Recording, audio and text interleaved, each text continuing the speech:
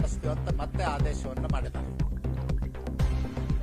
ಗಣತಿ ಮಾಡ್ತಕ್ಕಂಥವ್ರಿಗೆ ನನ್ನ ಪ್ರಶ್ನೆ ಇಷ್ಟೇ, ಸಿದ್ದರಾಮಯ್ಯನವ್ರ ಸರ್ಕಾರಕ್ಕೆ, ನೀವು ಒಂದ್ ಕಡೆ ಹೇಳ್ತೀರಿ ಕಾಂತರಾಜ್ ವರದಿ ಒಪ್ಪಿಕೊಂಡಿದ್ದೀವಿ ಅಂತ.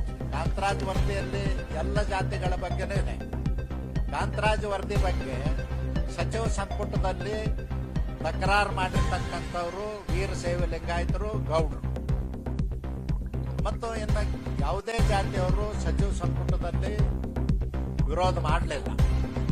ಅಲ್ಲೇ ನಮ್ಮ ಸಮಾಜ ಕಲ್ಯಾಣ ಮಂತ್ರಿಗಳಾಗಿರ್ತಕ್ಕಂಥ ಮಹದೇವಪ್ಪನವರು, ಗೃಹ ಮಂತ್ರಿಗಳಾಗಿರ್ತಕ್ಕಂಥ ಪರಮೇಶ್ವರ್ ಅವರು ಮತ್ತು ಪಂಚಾಯತ್ ರಾಜ್ ಇಲಾಖೆ ಮಂತ್ರಿ ಆಗಿರ್ತಕ್ಕಂಥ ಪ್ರಿಯಾಂಕಾ ಖರ್ಗೆ ಅವರು